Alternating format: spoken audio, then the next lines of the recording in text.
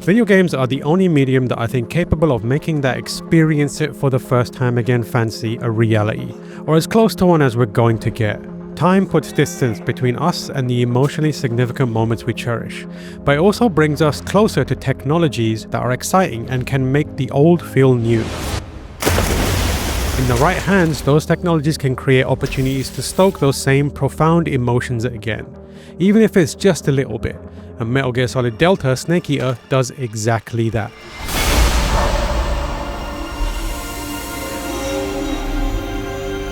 Before getting into what's new, what can't be overlooked in making Delta such a good game is the fact that Metal Gear Solid 3 Snake Eater remains a compelling, well-told story that has strong characterization and deals with some heavy subject matter. It approaches this with a strange mixture of self-seriousness and complete irreverence that is uniquely Metal Gear Solid.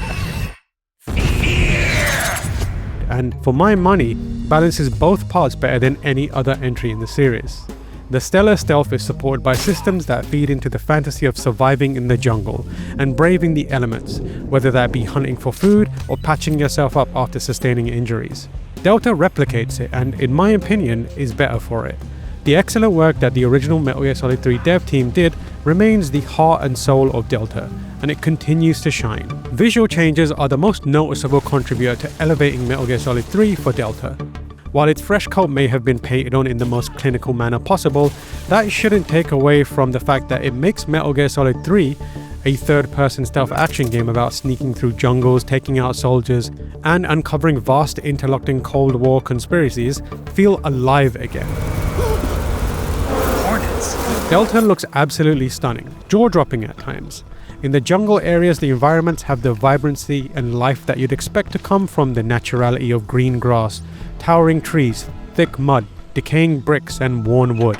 But it never feels artificial and in fact, feels like it makes good on the Cold War era Soviet Union set vibe in the same way that the original did. I have no doubt that there will be discussions about the game's visuals looking like a dispassionate implementation of Unreal Engine. Despite the fact that games like Fortnite prove it's a misnomer at this point, Delta at times can look like it has the muted greyish brownish industrial footprint that people criticize the Unreal Engine for. But upon closer inspection of both individual details and how it all coalesces, it becomes evident that skilled artists with a clear vision and direction have poured time and effort into elevating Delta above that. The Unreal Engine sheen is replaced with touches that come together to give authenticity to the muddy floors, the wet stone walls, and metal rusted looking enough that you worry about Snake getting tetanus. And much of that is reflected on the character models too. Snake's body, whether you're wearing clothes or not, will pick up the dirt and grime of whatever he comes into contact with. Sometimes even foliage in the environment will stick to him. In a similar fashion, damage is accurately represented on his body and can lead to scars or marks becoming visible. Counterintuitively, playing the game so that you rarely take damage robs you of the opportunity to see this impressive level of detail though. Every single character in the game looks intricately detailed and, I dare say, lifelike at times. Original Metal Gear Solid 3 director Hideo Kojima's flair for cinematic framing benefits from the new visuals, since there are a number of close-up shots of faces or slow-motion movements to intensify action sequences. If you didn't know this is exactly how it was in the original, you'd think that Konami was doing all this to show off how good the graphics are in Delta. The character models look vastly improved, and in particular the lighting is spectacular. The game takes Snake through a variety of different times of day and cycles through different types of weather, and it's genuinely impressive how the terrain is impacted and how the overall atmosphere and feel changes. Stepping out into the open in broad daylight when the sun is bearing down left me feeling exposed and desperate to quickly throw myself into nearby grass or behind a wall to cut off sight lines. Sneaking through a jungle at night, with surroundings illuminated only by moonlight and the threat of soldiers suddenly popping up because of limited visibility, was tense, even though I had a good memory of enemy locations and patrol patterns. When the game moves into internal locations, such as labs and enemy bases, things become a little less interesting, but it's still impressive in their visual fidelity. There are so many details that I want to talk about in Delta, but getting to see just how thorough Konami has been with the visual overhaul is genuinely one of the joys of playing the game.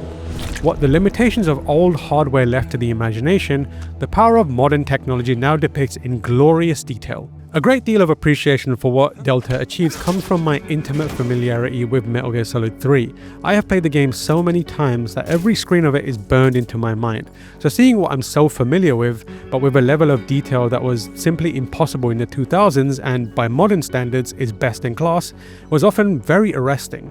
I'm sure that almost everyone can objectively agree that Delta looks great, but for people like me, the effect of an appreciation for the new visuals goes far beyond.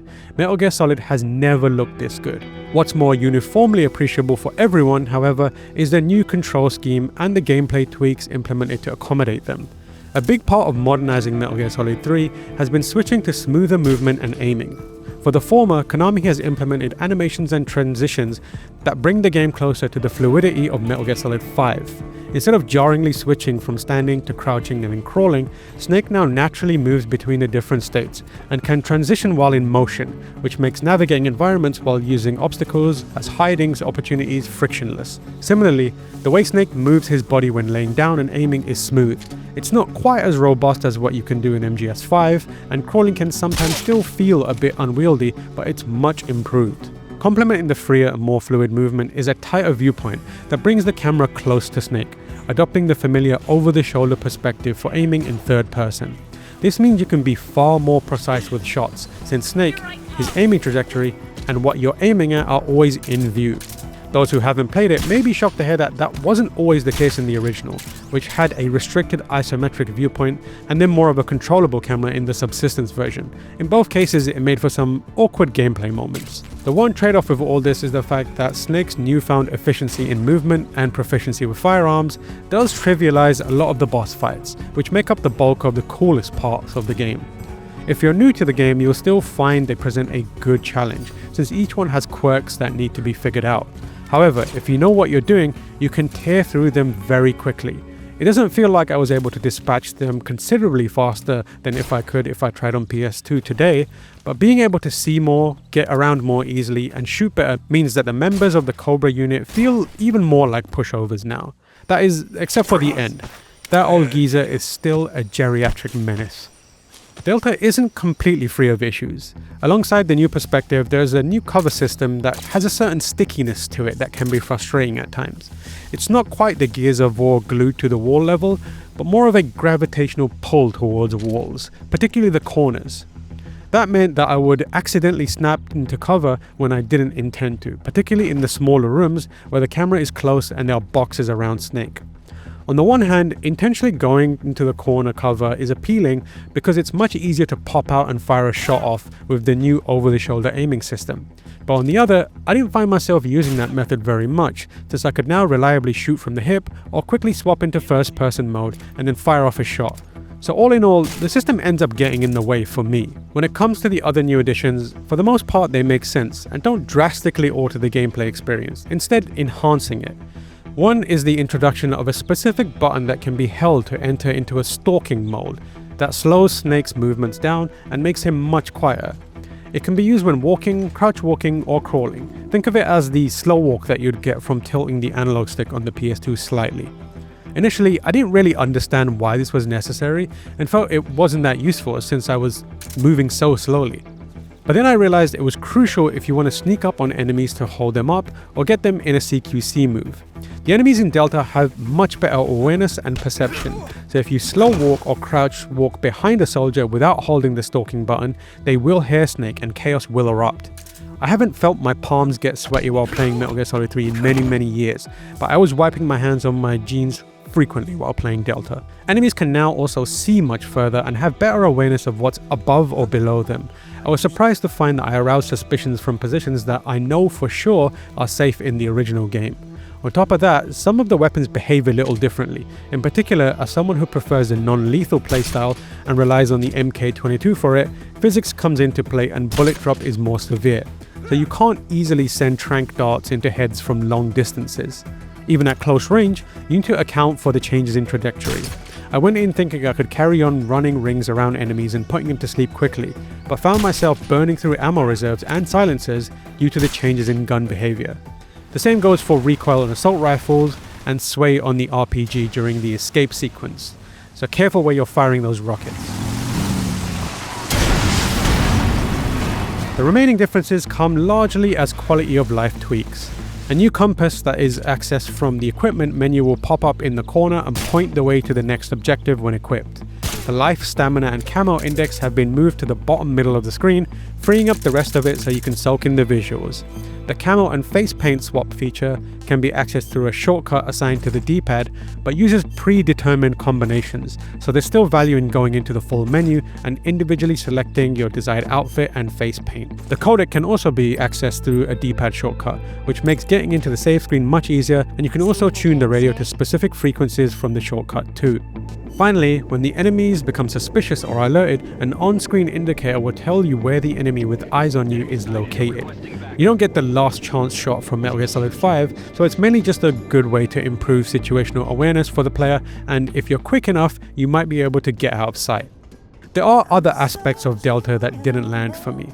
For some reason, Konami felt the need to re-record the Snake Eater vocal theme. What a fear in my heart. Admittedly, I don't dislike it. But you're so supreme. In fact, Cynthia Harrow's vocal performance remains top-notch, but it just feels wrong. Again, a lot of that is because of my familiarity with the original and how jarring it is to hear a different version of it. However, it also does throw the timing of the iconic ladder climb off very slightly. And while the visuals are high quality at times, there is artifacting around strands of hair when they're up against certain backgrounds. Eva and the boss can sometimes look like they've got a jumble of pixels stuck to the side of their heads. And occasionally, there are stutters during cinematic sequences when a lot is going on, as the game lurches to get all the visuals and effects going after a cut. But these are all small idiosyncrasies in a game that has otherwise been made with a clear reverence for the source material. It can't be denied that Konami has done right by Metal Gear Solid 3 with Delta. There's love put into the project, and at times, it feels like an appeal to fans, from like-minded fans at the studio. It's evident in the details that only long-time Metal Gear obsessive will appreciate. The fact that it can be played in the original form with the new visuals through the legacy control option. The various new camos from the post-Metal Gear Solid 3 titles that are available, though admittedly, some of them as DLC. The inclusion of extras such as the new secret theater, the food, camo and model viewer, as well as Snake vs Monkey. Or the fact that the Guy Savage minigame, which has been omitted from the various HD collections, makes its return.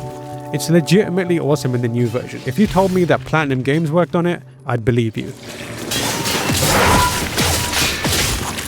Delta isn't the first instance of Hideo Kojima's beloved classic being updated and re-released, but it is the first complete rebuild of Metal Gear Solid 3.